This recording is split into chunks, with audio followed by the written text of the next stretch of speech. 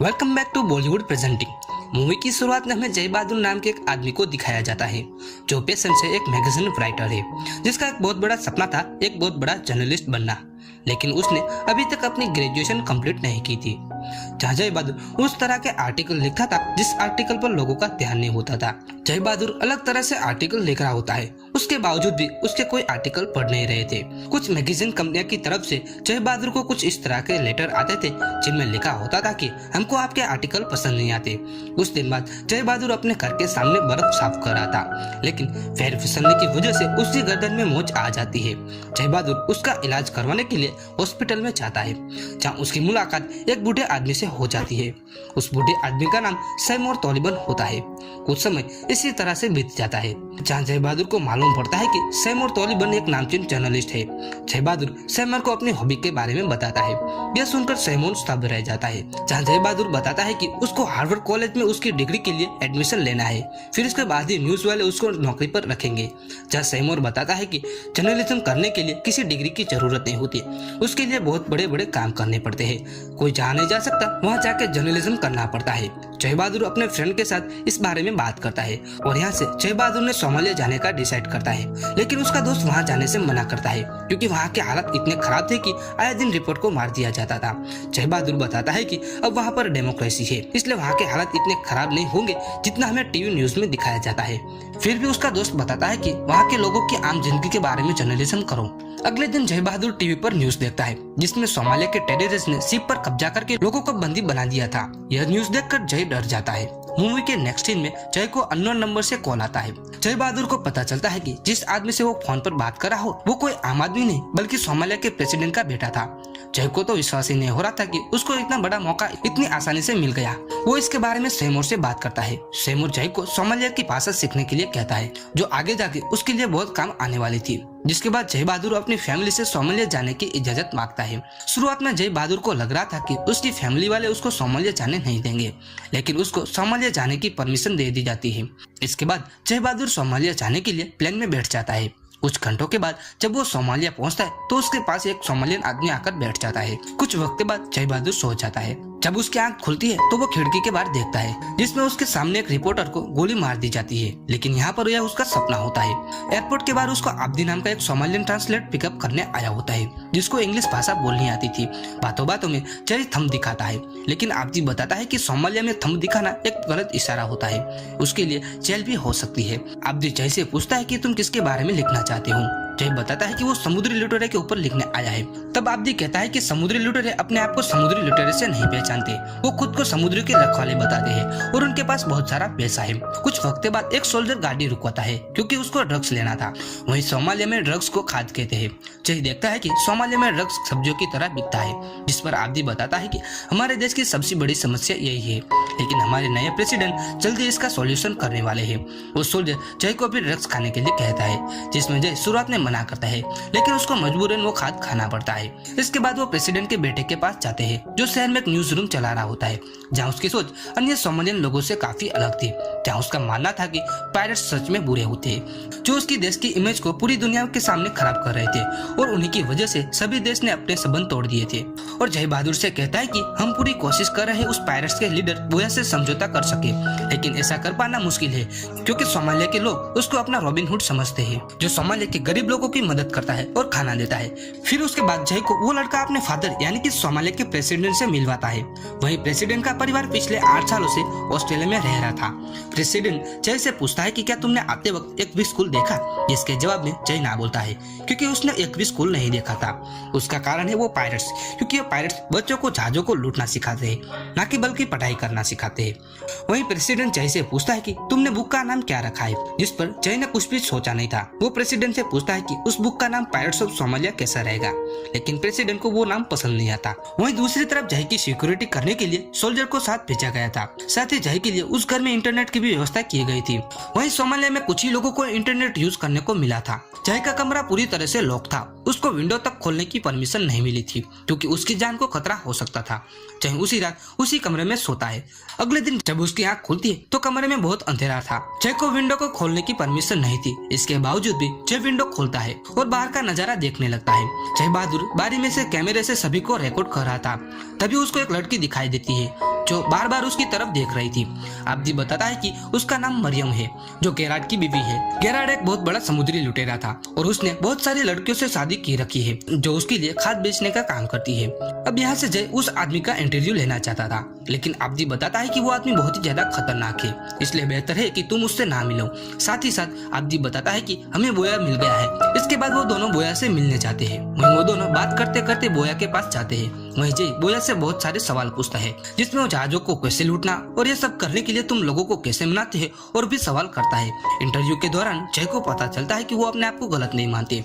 वहीं जय बहादुर इंटरव्यू ले ही रहा था तभी बोया वहाँ से खड़ा होकर चला जाता है क्योंकि उसको जय से खाद चाहिए था जो जय अपने साथ नहीं लाया था क्योंकि उसको पता ही नहीं था कि इंटरव्यू के बदले में खाद देना पड़ता है। जय अपनी किताब में रोज कुछ नया लिखता था। साथ ही वो अपने देश की एवरेल नाम की लड़के से बात करके उसकी लिखी बुक के लिए पब्लिशर ढूंढ रहा था जो उसकी बुक को छाप सके। एक दिन जय अपना काम कर रहा था तभी उसको मरियम दिखाई देती है। वो उसके पीछे चला जाता है ताकि वो कुछ बताए। जय गेरार्ड के बारे में पूछता है और उससे पता चलता है कि उसे इंग्लिश बोलनी आती है जो उसने अमेरिकन मूवी देखकर सीखा था। जय फिल्मों के बारे में पूछता है तो मरियम बताते हैं कि मुझे वो फिल्म पसंद नहीं है क्योंकि उस फिल्म में हमें केवल लुटेरा ही दिखाया गया है और कोई इस देश की जनता के बारे में बात नहीं करता। और ये भी बताते हैं कि यहाँ पर तुम्हारी बात होती है क्योंकि हमको उम्मीद है कि तुम कुछ ऐसा लिखोगे जो इस देश के लिए जरूरी है। जय मरियम से थोड़ा खाद खरीदता है, फिर उसके बदले में उसको बोया से एक बार मिलने का मौका मिलता है और नशे की हालत में उससे सवाल पूछता ही रहता है और बोया के जवाब उस टेप रिकॉर्डर में रिकॉर्ड हो रहे थे। अब जय बहादुर को सोमालिया में रहते रहते 3 महीने बीत चुके थे और उसने बहुत कुछ लिख लिया था। एक दिन एवरेल का वीडियो कॉल आता है जो उसको बताते हैं कि तुम्हारी बुक को बड़े बड़े पब्लिशर को दिखाया लेकिन किसी के वो बुक पब्लिश करने में इंटरेस्ट नहीं है। वो बताते हैं कि वो उन पायरेट्स की वीडियो बनाकर भेजेगा तो उसको $1000 मिल सकते हैं। अब यह सुनकर जय को बहुत गुस्सा आता है। जय बहादुर आब्दी को सारी सच्चाई बता देता है। वो बताता है कि वो कोई फेमस रिपोर्टर नहीं है और न ही किसी बुक का कॉन्ट्रैक्टर है। आब्दी कहता है कि इससे क्या फर्क पड़ता है, तुम ऐसे पहले विदेशी हो जो हमारे देश में आए जो हमारे बारे में लिख रहे हो। वहीं जय आब्दी से बताता है कि सिचुएशन इतनी खराब है कि उसकी बुक को पब्लिश करने में किसी को इंटरेस्ट नहीं है। जय को अगर कोई बुक कॉन्ट्रैक्टर नहीं मिला तो वो इस देश में कभी बाहर नहीं निकल सकता। जय आब्दी से पूछता है कि मुझे हॉस्टेज के वीडियो चाहिए क्योंकि ऐसा करके वो इन वीडियो को बेचकर पैसे कमा सके क्योंकि अब उसके पास पैसे खत्म हो चुके थे। वो आब्दी से आधे पैसे बांटने का भी लालच मिलता है लेकिन उसको पैसे नहीं चाहिए थे, उसको तो केवल अपने देश की पहचान बदलनी थी।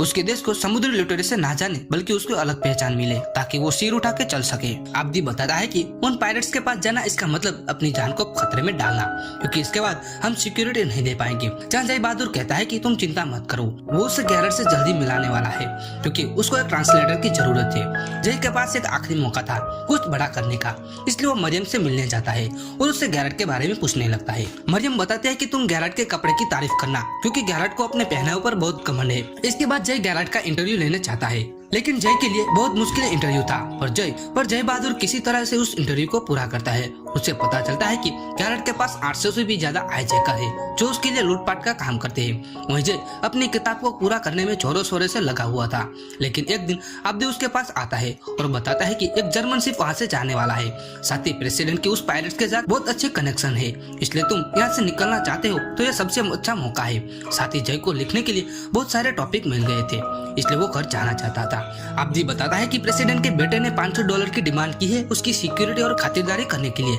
जय बताता है कि अब उसके पास अब एक भी पैसा नहीं है, उसने सारे पैसे ड्रग्स लेने में खर्च कर दिए। वो कहता है कि जैसे मेरी बुक पब्लिश हो जाएगी वो इसे पैसे भिजवा देगा लेकिन आब्दी कहता है कि यह बात प्रेसिडेंट के बेटे को समझाना बहुत ही मुश्किल है। आब्दी अपने आप को रिस्क में डालकर जय को यहाँ से बाहर निकलने में लग जाता है। इसको उम्मीद है कि वो अपने देश में जाकर पैसे भेजेगा। इसके बाद वो दूसरे शहर में चले जाते हैं। आब्दी जय को सोमालिया लोगों से मिलवाता है। सब लोग अपनी कहानियां बता रहे थे ताकि जय अपनी किताब में लिखे। सोमालिया के स्कूल के बारे में बताती है जो फ्लड में बह गए थे। यहाँ सब लोग जय से पूछते हैं कि तुमने अपनी बुक का क्या नाम रखा है लेकिन उसने अभी तक अपनी बुक का नाम सोचा नहीं था। अगले दिन वो उन पायरेट्स के पास जाते हैं। वो आब्दी से अच्छी तरह से बात करते हैं लेकिन वो जय को अपने साथ ले जाना नहीं चाहते थे। यहाँ पर जय को पता था कि वो पायरेट्स की वीडियो शूट करेगा तो न्यूज वाले उसको $1000 देंगे, इसलिए वो उनके सामने आ जाता है। जय का ऐसा करने से वहाँ का माहौल गर्म हो जाता है।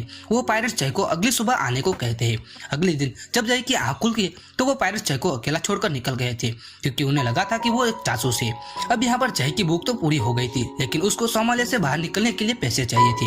एक दिन जय को अपने डैड का कॉल आता है। वो बहुत घबराए हुए थे, क्योंकि उस समय सोमालियन पायरेट्स ने अमेरिकन शिप को लूटने की कोशिश की थी। वो शिप के कैप्टन का नाम रिचर्ड फिलिप बताते थे। वहीं प्रेसिडेंट का बेटा कहता है कि कैप्टन सहित क्रू मेंबर को रेस्क्यू किया जा चुका है और इसमें 3 पायरेट्स की मौत हो गई है और एक को अरेस्ट भी किया जा चुका है, जिसकी वजह से देश में सिचुएशन खराब हो रही थी। साथ ही पायरेट्स ने अमेरिकन को वार्निंग दिया कि अगर सोमालिया में एक भी अमेरिकन दिखाई दिया तो उसकी जान को खतरा हो सकता है। प्रेसिडेंट का बेटा किसी भी हालत में जय को अपने देश से सही सलामत भेजना चाहता था। वहीं जय के अकाउंट में उसकी फैमिली वालों ने पैसे भी भेज दिए थे।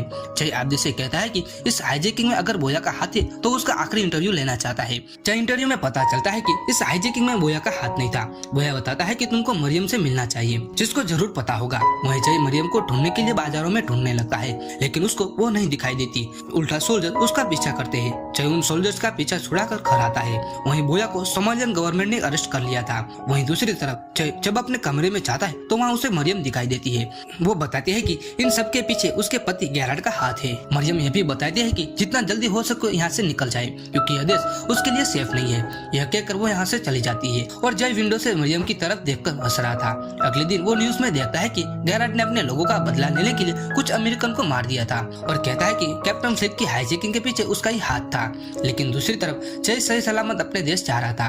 जय उन लोगों का शुक्रिया अदा करता है जिन्होंने उसकी किताब पूरा करने में मदद की और उन्हें भी जिनकी वजह से वो आज तक जिंदा है। यहाँ पर आब्दी थंब दिखाकर ओके करता है और यहाँ पर हमें मालूम पड़ता है कि आब्दी केवल मजाक कर रहा था। इसके बाद वो अपने देश के लिए रवाना हो जाता है और जब वो नेटवर्क कवरेज में आता है तो वो देखता है कि उससे 200 भी ज्यादा मैसेज आए हुए थे, जिनमें 165 से भी ज्यादा न्यूज चैनल के थे जो गैराड का इंटरव्यू लिया था। वो इंटरव्यू को खरीदना चाहते थे और उनमें से 8 मैसेज बुक पब्लिशर की तरफ से थे जो जय की बुक को छापने के लिए तैयार थे और इन सबके लिए उसको मुंह मांगी रकम मिलने वाली थी, क्योंकि उस समय अमेरिकन और सोमालियन पायरेट के बीच बहुत तनाव था। वो हर शिप को लूट लेते थे जिन शिप पर अमेरिकन फ्लैग था। जब जय एयरपोर्ट पर पहुंचता है तो CSI का एक एजेंट सोमालिया के पायरेट्स के बारे में पूछने लगता है, क्योंकि अमेरिकन को उसके बारे में कुछ भी पता नहीं था और यही कारण था कि जब वो समुद्र में जाते थे तो पायरेट्स उनको लूट लिया करते थे। जब जय अपने घर जाता है तो उसका धूमधाम से स्वागत किया जाता है। उसकी लिखी बुक को इंटरनेशनल बेस्ट सेलर बन गई थी, इसलिए 2013 में CIA के साथ उसको बैठने का मौका मिलता है, जो सोमालिया के बारे में बहुत कुछ जानना चाहते थे, क्योंकि उसके बाद वहाँ कोई अमेरिकन नहीं गया था। जहाँ जय बहादुर उन्हें बताता है कि सोमालियन के लोग नहीं चाहते कि अमेरिकन बंदरगाह की पूजा करे, न कि उनके सामने झुके। वो चाहते हैं कि उन्हें भी एक पहचान मिले। वो चाहते हैं कि हम उनके कल्चर को पहचाने। जय उन्हें कहता है कि अगर वो उन पायरेट्स को छोड़कर वो डेमोक्रेसी के बारे में लिखता तो मेरी एक भी बुक सेल नहीं होती, क्योंकि लोग सोमालिया के लिए अपना नजरिया नहीं बदलना चाहते। इसके बाद हमें दिखाया जाता है कि जनवरी 2013 में अमेरिका की तरफ से शांति प्रस्ताव रखा जाता है। ऐसा पिछले 20 सालों में हुआ था। वहीं जय बहादुर सिर्फ 24 साल का था और सोमालिया गया था और 2009 में वापस आने के बाद एक ही महीने के बाद अमेरिकन रिपोर्टर को सोमालिया के पायरेट्स ने किडनैप कर लिया था। 2013 के शांति प्रस्ताव के पहले शायद ही कोई रिपोर्टर गया था जिसने वहां जाने की हिम्मत की। और इसी के साथ ही यह सच्ची घटना पर आधारित यह मूवी यहाँ पर खत्म होती है। अगर वीडियो अच्छा लगा तो वीडियो को जरूर लाइक करें और चैनल को सब्सक्राइब करना ना भूलें।